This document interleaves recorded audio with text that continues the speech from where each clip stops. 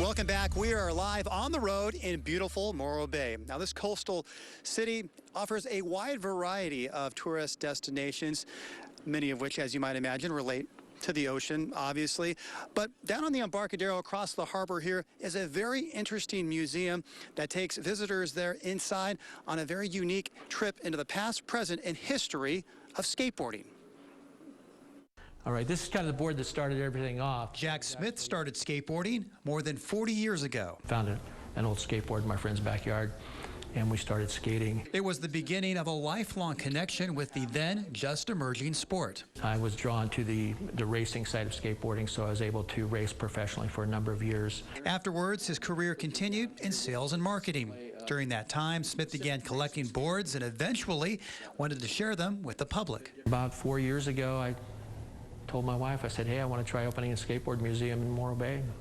And she said, go for it, and here we are. There are few places like it anywhere in the world. This is where it really gets interesting, and skateboarding took off. The Morro Bay Skateboarding Museum offers a rare historical look into this unique culture. It's a little breathtaking, just how many different things there are. You just kind of walk around and see some of the old skateboards. You know, you can tell just kind of the time periods they come from. This is what we call our 80s wall. As you can see, the boards are very wide. On display, boards, wheels, trucks, and decks dating all the way back to the 1950s. There's also a wide range of memorabilia, photographs, autographs, and other artifacts. It's a different version of an art gallery right here. It's definitely very visually enticing. It's an expression, kind of like music is our art. For a lot of the visitors to the museum, checking out the displays is like a roll down memory lane where they may see a type of skateboard they rode when they were younger. As someone who rode a skateboard back in the 60s, I parked across the street and saw the sign and thought, I wonder if they have a skateboard like mine, and sure enough, there's one over on the wall. The museum draws visitors from around the world. France, Germany, Spain, Australia, Russia, everywhere. Many who may not initially even be interested. Sometimes I'll hear people on the street say, what? A skateboard museum?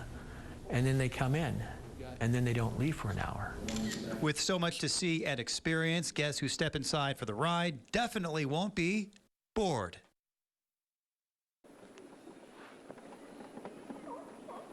Now, that's for sure. Now, there's no admission to go in and visit, but donations highly encouraged. They got to stay open.